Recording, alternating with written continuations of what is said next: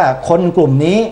เขาใช้ในการต่อสู้รัฐธรรมนูญเป็นข้ออ้างช่องว่างในสมัยที่มีการพิจารณาคดีเรื่องนี้ที่ตำหนักสมเด็จวัดมหาธาตุครับผมช่วงนั้นอาตมาอยู่ตรงนั้นพอดีครับอาจารย์เพราะกุฏิอยู่ติดกับตำหนักสมเด็จครับเพราะนั้นเจอเต็มๆในปี32ปีนั้นได้มองเห็นคณะดำเนินการต่างๆเนี่ยนั่งอยู่กันบนตำหนักเต็มไปหมดครับแล้วคนกลุ่มนี้ก็เดินไปเดินมาอยู่ที่หน้ากุฏิเนี่ยก็สงสัยใครมาทำอะไรนุ่งห่มแปลกๆคือข้างในเป็นชุดเข้มๆข้างนอกเอาสีขาวทับอย่างเงี้ยแล้วสะพายบ่านะรถไหล่ข้างหนึ่งก็ขึ้นไปดูนั่นคืออะไรเมื่อก่อนนี้ไม่รู้เรื่องเราเป็นเด็กวัดครับผมแต่พอมาบวชมาฟังครูบาอาจารย์ท่านนำเสนอเรื่องเหล่านี้ทีนี้น่ะชัดเลยครับผมมันผนวกกับเรื่องวันตรงนั้นก็เลยทำให้สนใจก็เลยมาศึกษาหาข้อมูลจนกระทั่งชัดเจนว่าคณะสงฆ์คือมหาเถรสมาคมของเราเนี่ยตกอยู่ในอันตรายตลอดมาครับสำหรับกลุ่มบุคคลที่มีแนวความคิดแบบนี้คือเขาจ้องจะล้างแค้นแต่เขาหาวิธีดำเนินการและเล่นงานไม่ได้จนกระทั่งมาวันนี้แนวความคิดนี้หรือไม่ทราบนะที่ทำให้เรื่องราวมันเกิดขึ้นณขณะนี้คือเรามองอย่างนี้ครับอาจารย์เรามองว่าหลายแง่มุมมองใช่ในเรื่องของความคิดของคนเราก็ไปบังคับไม่ได้ว่าใครจะคิดในแง่ไหนใช่ถ้าคิดในแง่บางคนคิดในแง่ของว่าเป็นคนต่างศาสนาที่แฝงตัวเข้ามานะครับจากชื่อจากนามสกุลจากอะไรวิเคราะห์กันไปต่างๆนานานะครับก็บอกว่าอาจจะถูกคำสั่งหรือว่ามีใบสั่งมาว่าจะต้องอย่างนั้นอย่างต้องอย่างนี้อย่างผมดูหลักฐานข้อมูลเนี่ยพระมหาเถระที่โดนแต่ละองค์เนี่ยถูกกล่าวหาแต่ละองค์เนี่ยเคยมีคำพูดเคยมีวาจาเคยปราลบในเรื่องต่างๆเกี่ยวข้องกับสิ่งเหล่านี้มาอยู่แล้วอย่างเช่นเรื่องออกกฎหมายเอื้อเฟื้อต่อศาสนาอื่นโดยที่ไม่เอื้อเฟื้อต่ออีกศาสนาหนึ่งนะครับเรื่องของการอะไรต่างๆนานาทั้งหมดทั้งปวงเป็นการให้ความรู้กับสังคมครับเป็นการให้ความรู้กับสังคมมันคือความจริงเมื่อได้พูดความจริงแล้วอาจจะถูกมองว่าพระสงฆ์เหล่านี้เนี่ยเป็นผู้ที่มีความรู้เป็นผู้ที่สามารถเป็นผู้นำระดับสูงของคณะสงฆ์ได้เพราะฉะนั้นถ้าจะเข้ามาปกครองหรือถ้าจะเข้ามาทำลายพระพุทธศาสนาเนี่ยจะต้องทำลายแต่ละองค์เนี่ยให้ลงซะก่อนแล้วก็เป็นองค์นั้นๆด้วยแล้วก็เจาะจงองค์นั้นๆแหละองค์ที่โทษนะครับถ้าผมพูดว่าพระครูประหลัดณรงค์ฤทธิ์มาออกรายการสดๆอย่างเนี้ยเผยแผ่ไปทั่วโลกนะแล้วถ้าสมมติฟังอยู่พระครูประหลัดณรงค์ฤทธิ์ก็พูดตรงๆพอพูดตรงๆไปปั๊บเนี่ยมันต้องไปเข้าหูมันต้องไปสะกิดหัวใจว่าพระองค์นี้เอาไว้ไม่ได้แล้วถ้าขืนเอาพระองค์นี้ไว้เนี่ยพระองค์นี้ต่อไปจะเติบโตจะเจริญคนจะศรัทธาคนจะนั่นเราก็แย่นะเพราะฉะนั้นวิธีที่จะตัดไฟแต่ต้นลมก็คือจะต้องล้มพระครูประหลัดณรงค์ฤทธิ์ให้ได้อันนี้นี่คือสมมุติเฉยๆแต่เขาไม่ล้มเขาคงไม่ล้มหรอกต้องการจะล้มระดับสูงครับผมนี่คือข้อสมมุติฉะนั้นผมตามดูว่าพระเดชพระคุณแต่ละรูปแต่ละองค์เนี่ยเคยพูดมีบทบาทเคยพูดอะไรตรงๆแบบนี้มาบ้างแล้วฉะนั้นอาจจะเป็นการบอกว่าค่อยๆเตรียมการอะไรต่างๆมาเพื่อหาช่องหาโอกาสพอดีก็มีช่องโอกาสซึ่งช่องและโอกาสที่เกิดขึ้นเนี่ยพระเดชพระคุณครับผมมองดูยังไงแล้วก็ยังไม่ใช่ช่องยังไม่โอกาสและเป็นสิ่งที่ไม่เหมาะไม่ควรเป็นอย่างยิ่งไม่ควรที่จะกล่าวหาเช่นนั้นไม่ควรที่จะกล่าวหาเพราะว่าไม่อยู่ในสถานะที่จะกล่าวหาไม่มีสิทธิ์ไม่มีอำนาจไม่มีอะไรที่จะไปให้กล่าวหาได้เลยเพราะเรื่องนี้มันเกี่ยวกับเรื่องงบประมาณแผ่นดินครับผมเป็นเงินอุดหนุนที่พระไม่มีสิทธิ์ไปทำไม่เลยไม่มีสิทธิ์เลยนะครับแต่คนที่ทำไม่ใช่พระแต่เป็นใครนี่ท่านคงจะทราบครับผมผู้ที่กล่าวหาพระนี่คงทราบทรงทราบดีมากแต่ทำไมท่านไม่ไปดำเนินการกับคนที่ทำครับแต่มาดำเนินการกับพระแล้วมาให้ข่าวเสียให้หายออกสื่อไปอย่างนี้สังคมตอนนี้พิพากษาพระผู้ใหญ่แต่ละองค์แล้วนะผมว่ามีจุดมุ่งหมายจริงๆแล้วผู้กล่าวหาเนี่ยเชื่อแน่เลยว่าพระท่านไม่ผิดแต่ช่องนี้โอกาสนี้เท่านั้นที่จะทำขึ้นมาเพื่อให้มีความเศร้าหมองมีมลทินขึ้นมาอาศัยที่พอพูดออกมาไปปุ๊บเนี่ยให้สังคมพิพากษาเพราะสังคมปัจจุบันนี้ เป็นสังคมที่ยังไม่มีเหตุมีผลก็พิพากษากันแล้วโซเชียลเน็ตเวิร์กเขาเรียกว่ามือคีย์บอร์ดนะฮะมือคีย์บอร์ดโซเชียลเน็ตเวิร์กทุกเรื่องที่ผ่านๆมาผมยกตัวอย่างง่ายๆพระอาจารย์เรื่องชัดเจนและใหญ่ที่สุดในประเทศคือเรื่องของเจ้าประคุณสมเด็จพระมหารัชมังคลาจารย์ที่ตอนนั้นท่านอยู่ในตำแหน่งผู้ปฏิบัติหน้าที่สมเด็จพระสังฆราชเนี่ยกำลังที่จะคือแม้แต่มหาไทยสมาคมก็ลงมติกันแล้วว่านิมนต์ท่านจะทูลเรื่องทำเรื่องทูล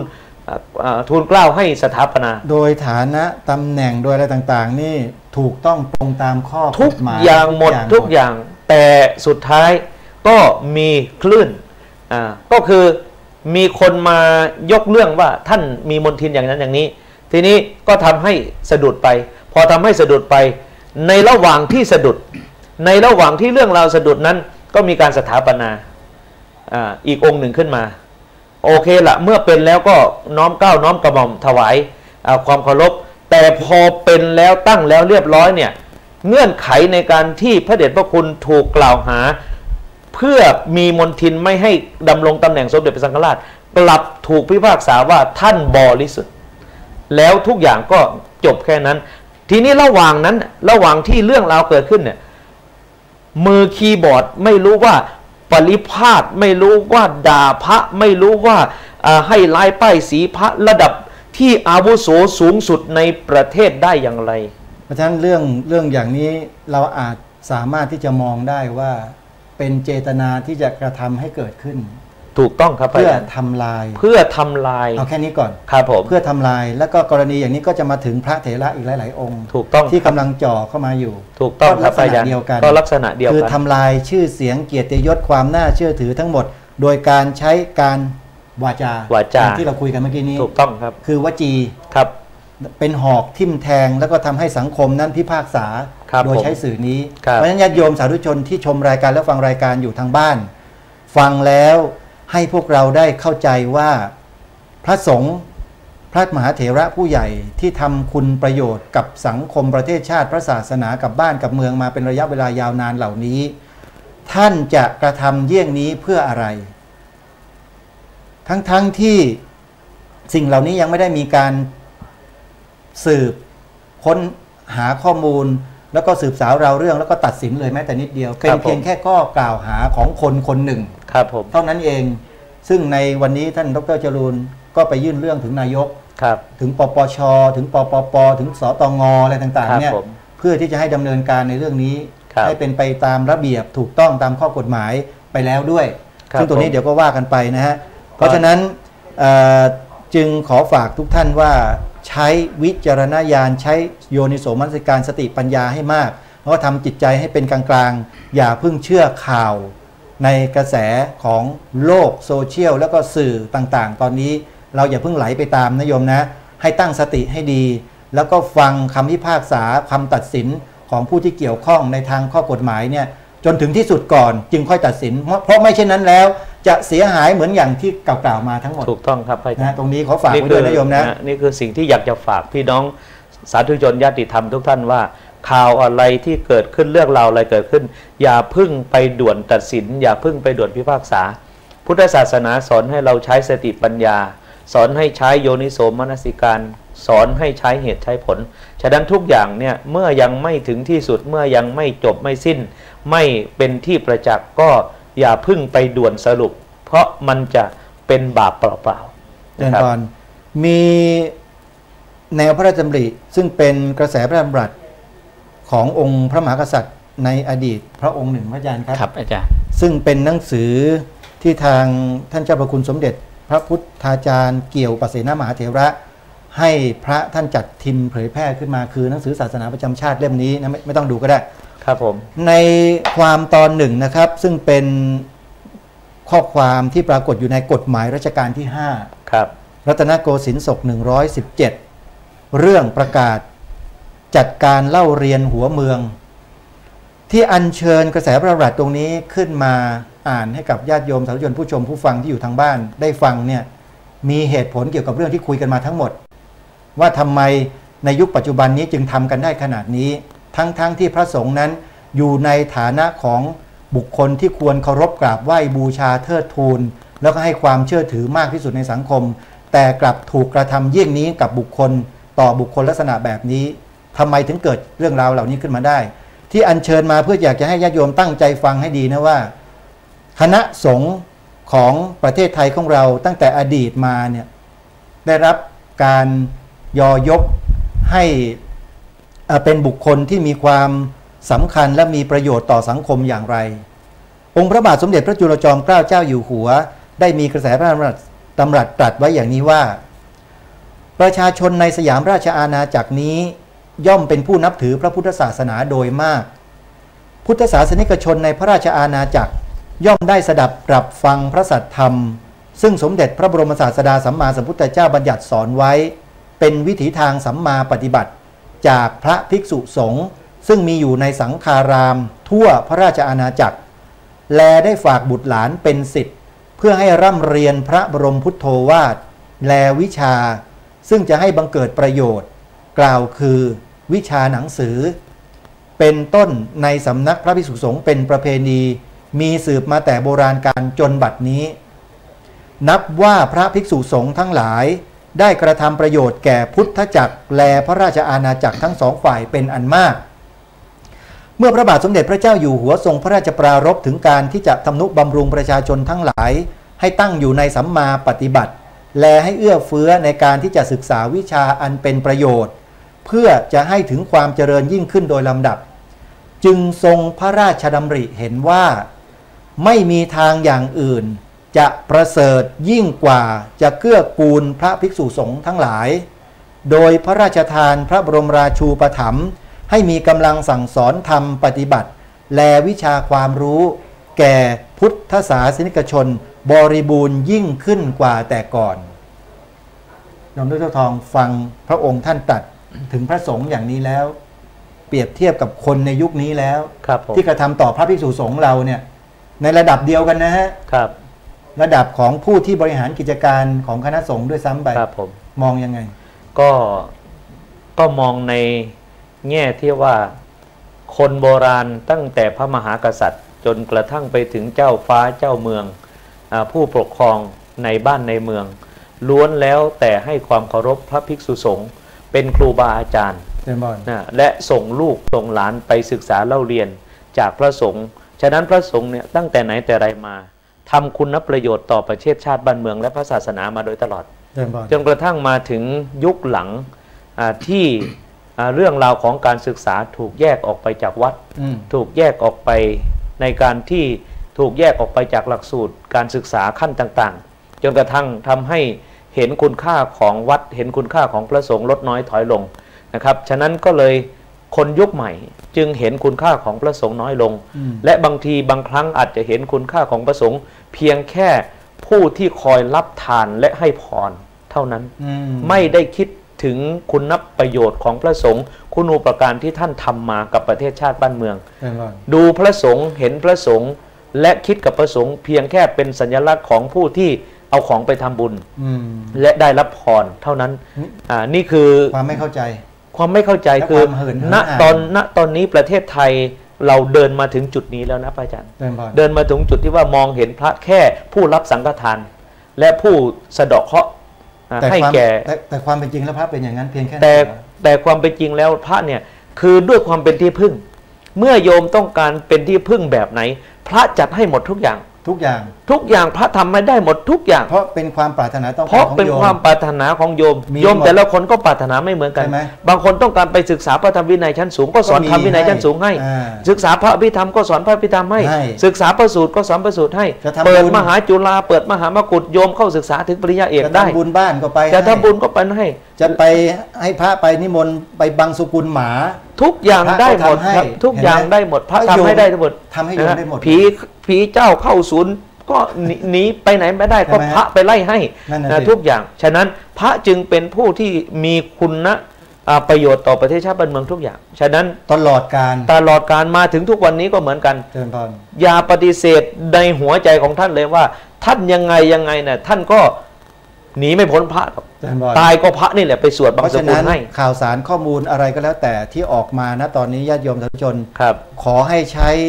วิจารณญาณให้มากๆ แล้วก็โยนิโสมนสิการคือพิจารณาให้ละเอียดละออแล้วอย่าเพิ่งเชื่อกระแสข่าวเป็นอันขาดนะฮะ ครับผม ก็ขอฝากช่วงท้ายไว้อย่างนี้ ครับผม ทีนี้มาพูดถึงกิจกรรมแล้วเดี๋ยว01มินบุรีจะหมดเวลาซะก่อนพระอาจารย์ ครับผม วันนี้พระอาจารย์มีอะไรจะมาบอกญาติโยมบ้างเข้าเรื่องกันเลยอาจารย์ครับมีกิจกรรมอะไรที่จะ ก็ นำ กิ พา จ ญาก รร ติ ม โยมทำ จะ บุญกัน มีในช่วงของวันวิสาขบูชาครับอาจารย์ ครับ ทางศูนย์วิปัสสนาก็จัดให้มีกิจกรรมปฏิบัติธรรม ครับ 3 วัน วันที่ ครับวันที่ 27 28 29 วันวิสาขบูชา ปีนี้วันวิสา ปีนี้ ข ครับ บูชาตรงกับวันที่ วันที่ 29 ครับ พฤษภาคม ครับผม ครับ จัด3วัน จัด 3 วัน ในงานมีอะไรบ้าง แล้วก็ในงานวันแรกวันที่ 27 นั้นก็เป็นงานระดมทุน ครับ ทอดพระป่าเพื่อซื้อที่ดิน อ๋อ ถวายวัดถวายไปที่วัดพิมพิสารลังคราช อ๋อพระอาจารย์ วัด เด ไทย ชา พิมพิ ใช่ สาร ไหม ลังคราชครับอาจารย์ อ๋อ ตอนนี้ท่านก็เปิด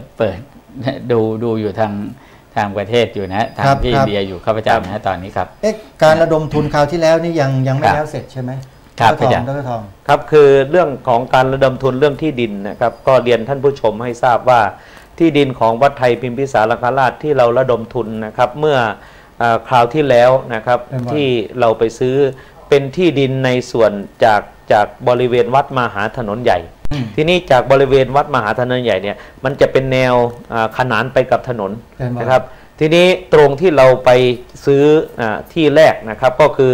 ตรงที่เราใช้เป็นทางเข้าออกวัด เป็นวัน นะครับที่เราใช้เป็นทางเข้าออกวัดเนี่ยครับประตูสีฟ้าเนี่ยครับ ที่เป็นทางเข้าออกวัดนั่นหมายความว่าวัดเนี่ยที่วัดซื้อเนี่ยอยู่ด้านใน เป็นวัน นะครับอยู่ด้านใน แต่มันมีที่แปลงหนึ่งที่ขั้นอยู่ระหว่างวัดกับถนนซูเปอร์ไฮเวย์ เป็นวัน ฉะนั้นเวลาที่เดินเข้าวัดเนี่ยจะต้องผ่านที่ตรงนี้ เป็นวัน ซึ่งเป็นที่ของเขา อืม เขาก็มีการมาเจรจามีเอาเจ้าหน้าที่มาพูดคุยว่าทำไมต้องผ่านที่เขา ฉะนั้นก็เลยว่าทำอย่างไรถึงจะไม่เป็นการไปรบกวนที่เขาก็เลยติดต่อว่าจะซื้อได้ไหม เพื่อจะทำให้เป็นทางเข้าไปถนนของเรา คือเรื่องนี้ ครับ พระอาจารย์มนตราไปพบไปเจอแล้วก็ดำริขึ้นมาว่า ถ้าปล่อยไว้อย่างนี้วัดพิมพิสารลังคราชจะเดือดร้อนแน่นอน จะเดือดร้อนแน่นอน ถูกไหมครับ ใช่ครับอาจารย์ ก็เลยปรึกษากันว่า ปรึกษากันว่าเอาอย่างนั้นศูนย์นิวัฒนานิมิตใหม่จะรับเป็นผู้เป็นเจ้าภาพระดมทุนจากญาติโยม ฮะ เพื่อซื้อที่ตรงนี้ให้เป็นของวัด ทั้งหมด นะครับทั้งหมดก็เลยระดมทุนซื้อกัน ครับ ทีนี้ก็ได้เงินมานะครับถวายท่านไป 680,000 บาทนะครับ680,000 บาทนะครับถวายไปที่ตรงนี้ก็ได้เป็นที่เรียบร้อยนะครับเป็นที่เรียบร้อย ทีนี้ก็วัดจากกำแพงวัดไปหาที่ซื้อเข้าไปตรงประตูวัดเนี่ยมันยาวขนานถนนไปถึงครึ่งวัดพอดี อืม ไปถึงครึ่งวัดพอดีนั่นคือส่วนที่เขาขาย อ๋อ นะคือเจ้าที่ ไม่ได้ทั้งหมด ไม่ได้ทั้งหมด อ๋อ นะครับไม่ได้ทั้งหมดฉะนั้นณตอนนี้เนี่ยถนนจากถนนใหญ่เข้าไปวัดเนี่ยเป็นที่ของเราเรียบร้อยแล้วโอนกันอะไรเรียบร้อยแล้ว เชิญพร จากจำนวนปัจจัยที่ระดมไป อ่า ทีนี้มันก็มีส่วนที่จากต่อจากครึ่งหนึ่งครึ่งวัดเนี่ยไปหาสุดท้ายของวัด เพื่อที่จะทำให้เป็นแปลงสี่เหลี่ยม อืม เพราะฉะนั้นตรงนี้เนี่ยเจ้าของเขายังไม่ขาย อ๋อ ทีแรกยังไม่ขาย ทีนี้ก็ปรารภว่าเอ๊ะทำไมถ้าสมมุติเราจะซื้อต่อนะครับให้วัดเนี่ยเป็นแปลงสี่เหลี่ยมเลย เป็น นะครับ ผืนเดียวกัน เป็นผืนเดียวกันเลย จน อ่าม มาถึงถนนซุปเปอร์ไฮเวย์ลองไปติดต่อสอบถามดูว่าเขาจะขายหรือไม่ ได้ความยังไง นะครับก็ได้ความว่านะครับเจ้าของเขาเนี่ยก็จะขาย อ๋อ ถ้ามีคนซื้อก็จะขาย แล้วเขา ฉะนั้นทาง คุย พระ ราคายัง ราคาเนี่ยเดิมที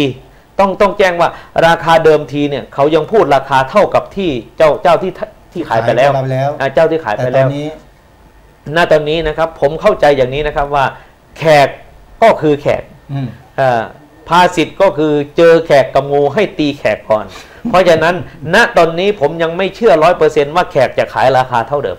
อ๋อ ผมยังไม่เชื่อ100% สรุปไปเลยว่าเขาต้องขึ้นแน่ สรุปไปเลยว่าไม่ขึ้นมากก็ขึ้นน้อย เชิญบอก เพราะฉะนั้น แน่นอน ก็เลยว่าก่อนที่จะขึ้นมากไปกว่านี้ก่อนที่เราจะไม่มีสิทธิ์จะซื้อได้เลย รีบ ก็เลยรีบ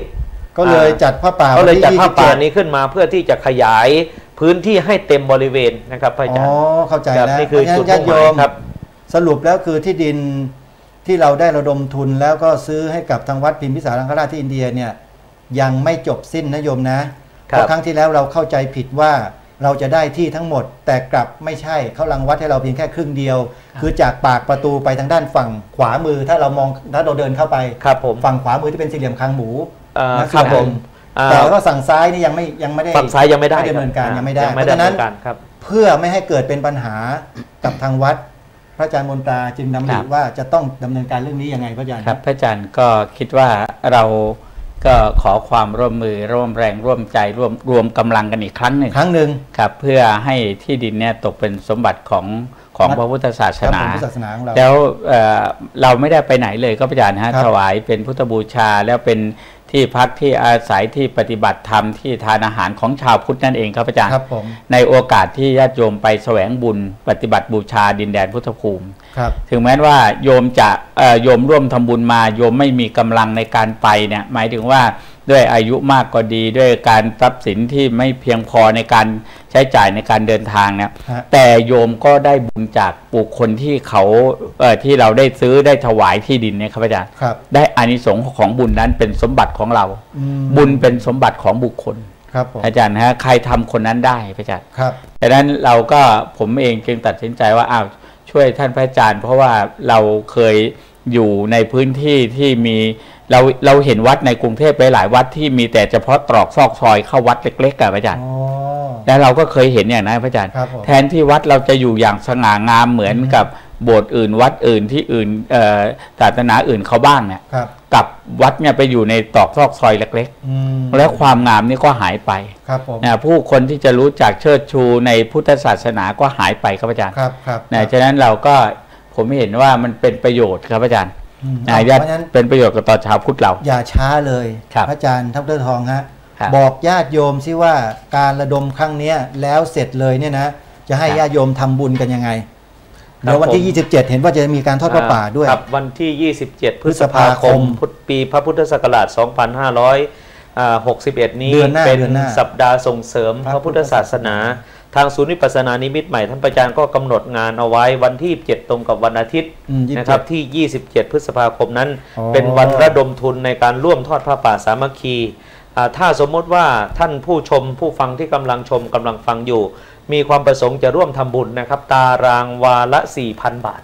นะครับตารางวาละ 4,000 บาทจากการคำนวณพื้นที่แล้วเนี่ยมีอยู่ประมาณ300ตารางวาเท่านั้นนะครับ300ตารางวา300ท่านท่านละ1ตารางวาก็จบแล้วตอนนี้มีผู้ที่ยื่นความจำนงเข้ามาแล้ว17ท่านก็คือ17ตารางวากับอีก2ตารางเมตรนะครับตอนนี้มีผู้จองมาแล้วนะครับจองเป็นเจ้าภาพแล้ว17ตารางวาแล้วก็2ตารางเมตรนะครับเพราะฉะนั้นส่วนที่เหลืออยู่ก็ท่านใดมีความประสงค์ก็โทรศัพท์แจ้งความจำนงเข้ามากับเจ้าหน้าที่นะครับขออนุญาตบอกเบอร์โทรศัพท์โยมจดไว้เลยนะเบอร์โทรศัพท์ที่สามารถติดต่อได้ก็คือ092 571 และ ID Line 084 ครับนี่คือเบอร์โทรศัพท์ที่สามารถติดต่อสอบถามข้อมูลได้นะโทรเข้ามาในรายการเลยโทรเข้ามาในรายการเลยโทรได้เลยเดี๋ยวจะประกาศรายชื่อโยมได้เลยเพราะยังมีเวลาอีกครึ่งชั่วโมงกว่าในรายการสดๆทางทีวีนะสำหรับญาติโยม01 บินบุรีพระอาจารย์ครับยังไงฮะบอกญาติโยมนิดนึงก็ญาติโยมที่ฟังอยู่ทาง01 บินบุรีก็ตามหรือว่าวิทยุ92 เมกะเฮิรตซ์นะวิทยุไฮเวย์หรือไฮเวย์เรดิโอไฮเวย์เรดิโอแล้วก็วิทยุพระพุทธศาสนา 92.75 95.75 99.75 และ CFM 88.75 ครับอาจารย์วิทยุเครือข่ายก็เขียนเบอร์โทรศัพท์ไว้แล้วก็มีแสดงเจตนาร่วมกันคือแสดงเจตนาร่วมกันในวันที่27นะครับพฤษภาคมเนี่ยเราจะมาช่วยกันทอดพระป่าเรื่องนี้โดยเฉพาะเลยครับอาจารย์ฮะอันนี้ประกาศไว้เชิญชวนญาติโยมไว้ก่อน แต่ชั่วโมงนี้เวลานี้โยมให้โทรจองไว้ก่อนจองไว้ก่อนเลยทำบุญเพราะว่ามีแค่300 ตารางวาครับผมถ้าจองหมดแล้วก็จบเลยครับอาจารย์หมดแล้วจบเลยก็ถือว่าโอกาสมีไม่ค่อยมีนะก็สิ่งที่สำคัญที่อยากจะเรียนให้ทราบก็คือเรื่องของปัจจัยเงินทองเนี่ยยังไงการทำบุญของเราเนี่ยเป็นชาวพุทธเราก็อยู่ในทานศีลภาวนาตลอดนะครับจะทำมากทำน้อยก็ตามโอกาสแต่ว่าโอกาสที่สำคัญโอกาสที่พิเศษอย่างเนี้ยมีไม่มากนักนะครับมีไม่มากนักยิ่งมีความจำกัดด้วยแล้วนะครับทางพระอาจารย์เดชาก็ดีพระอาจารย์มนตราก็ดีก็คือความจริงแล้วก็ไม่ประสงค์ที่อยากจะรบกวนญาติโยมแต่ว่าเมื่อเห็นคุณค่าของปัจจัยเงินทองที่เมื่อทำไปแล้วเนี่ยทำให้เกิดประโยชน์ต่อชาติบ้านเมืองพุทธศาสนาและก็มีเวลาจำกัดมีที่จำกัดเท่านี้นะครับชาวพุทธเราก็น่าที่จะช่วยเหลือกันได้เพียงแค่300 ตารางวา300ท่านละ1 ตารางวานะครับตารางวาละ 4,000 บาทเท่านั้นเพราะฉะนั้นญาติโยมผู้ชมเงินปัจจัยสมบัติทรัพย์สินเงินทองทั้งหลายเหล่านี้เนี่ยเราเกิดมาเราไม่ได้มีมาสักอันนึงครับผมนิดไม่มีเลยไม่มีแต่พอเมื่อมีแล้วเนี่ยเราใช้ให้เป็นครับผมวางไว้หรือเก็บไว้ให้มันเป็นครับผมเก็บไว้ในธนาคารมันก็อยู่ในธนาคารก็อยู่ในธนาคารก็อยู่อย่างนั้นแหละมันก็แต่ถ้ารู้จักนำมาแปลงทรัพย์สินให้เป็นบุญนะครับผมมันทำได้ใช่ไหมพระอาจารย์ครับพระอาจารย์เราก็ถือว่าแปลงทรัพย์สินให้เป็นบุญเนี่ยเป็นอริยทรัพย์เนี่ยนะครับพระอาจารย์ฮะแล้วก็โดยเฉพาะเรื่องของบุญที่ดินเนี่ยโยมสามารถกำลังทรัพย์ของโยมจะมีน้อยก็ทำน้อยพระอาจารย์เช่น1 ตารางเมตรก็คือ 1,000 บาทตารางเมตรละ 1,000 บาทพระอาจารย์2 ตารางเมตรก็ 2,000 4 ตารางเมตรก็ 4,000 บาทคือ1 ตารางวาได้เหมือนกันนะครับอาจารย์ฮะก็คนละเล็กคนละน้อยนะครับและที่สำคัญพระอาจารย์ครับวันที่27 28 29เนี่ยเป็นวันเวลาเป็นเทศกาลเป็นสัปดาห์เป็นช่วงเวลาที่เราจะแสดงซึ่งความกตัญญูต่อองค์สมเด็จพระสัมมาสัมพุทธเจ้านะครับเป็นวันสำคัญของโลกเป็นวันสำคัญของสากลที่องค์การยูเนสโกองค์กรระดับโลกยอมรับนับถือว่าวันขึ้น15 ค่ำเดือน6ของทุกปีปีนี้เป็นอธิกมาศก็ขึ้น15 ค่ำเดือน7นะครับเป็นวันคล้ายวันประสูติตรัสรู้และปรินิพพานขององค์สมเด็จพระสัมมาสัมพุทธเจ้าสรุปก็คือเป็นวันพระพุทธเจ้าเป็นวันของพุทธเจ้ายูเนสโกยอยกพระพุทธเจ้ายอยกพระพุทธเจ้านะรอมาถึง 2,540 กว่าปีใช่คำว่าเป็นศาสดาเอกของโลกจึงปรากฏอย่างชัดเจนนี่ไงเมื่อก่อนเราพูดกันเอาเอง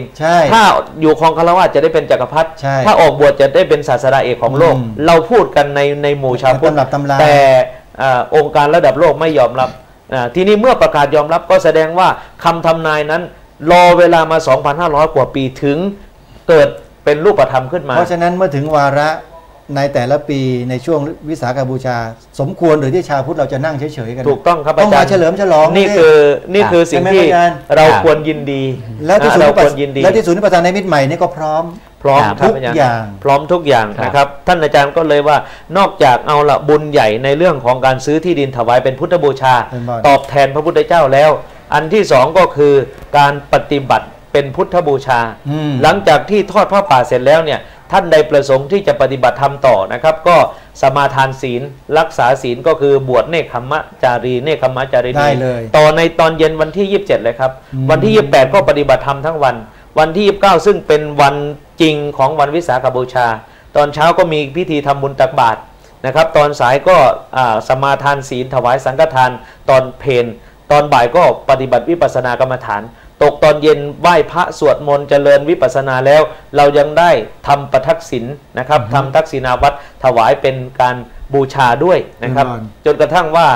เสร็จสิ้นวันนั้นเป็นอุโบสถศีลด้วยก็อิมันจะละติงอิมันจะที่วสังรักษาให้สิ้นวันหนึ่งคือหนึ่งต่อไปเช้าวันที่30ก็ลาศีลแยกย้ายกันกลับบ้านมีแต่เรื่องบุญเรื่องกุศลทั้งนั้นก็มีแต่เรื่องบุญเรื่องกุศลทั้งนั้นเลยแล้วทุกๆสถานที่เขาก็จัดงานวิสาขบูชาโลกกันครับผมแต่รูปแบบการปฏิบัติก็จะแตกต่างกันออกไป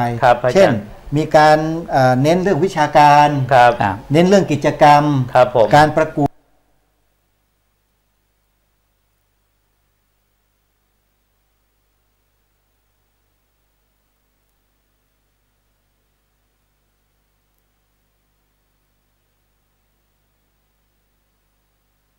อื่นไม่มีอานิสงส์นะพระพุทธองค์ก็ตรัสในอานิสงส์การบูชาตั้งแต่การถวายทานการรักษาศีลการเ เจริญภาวนามีอานิสงส์ทั้งนั้นนะในการบูชาอย่างเช่นพระอาจารย์ยกตัวอย่างนะมีการจัดนิทรรศการก็ให้ความรู้ก็เป็นธรรมทานนะครับมีการถวายสังฆทานมีการจัดอะไรต่างๆนานาก็คือมีการบูชาทั้งส่วนที่เป็นรูปธรรมส่วนที่เป็นอามิสจัดขึ้นมาให้สมพระเกียรติให้สวยให้งามให้เป็นระเบียบดูแล้วเนี่ยเกิดความปลื้มใจสำหรับผู้ทำสำหรับผู้เห็นนะครับบางท่านบอกว่าเอ๊ะทำไมต้องไปจัดให้เลิศให้รู้ให้มีอลังการเนี่ยอย่าไปคิดอย่างนั้นเลยครับท่านให้คิดว่าเราบูชาบุคคลผู้สูงสุดเนี่ยเราควรที่จะทำสิ่งที่สูงสุดบูชาท่านเดชทองพูดมีคนถ้ามีคนคิดแบบนั้นนะว่าทำไมต้องไปทำให้มันสิ้นเปลืองใช่ไหมที่ศรีลังกาเขาทำยังไงครับผมอยากจะให้ไปเห็นจังเลยนะครับศรีลังกาก็ดีหรือประเทศใดๆในประเทศพุทธเนี่ยที่ผมบอกว่าเพราะเขามีความรักมีความศรัทธาเทิดทูนว่าสิ่งสูงสุดเนี่ยจะทำแบบสุกเอาเผากินไม่ได้จะทำแบบ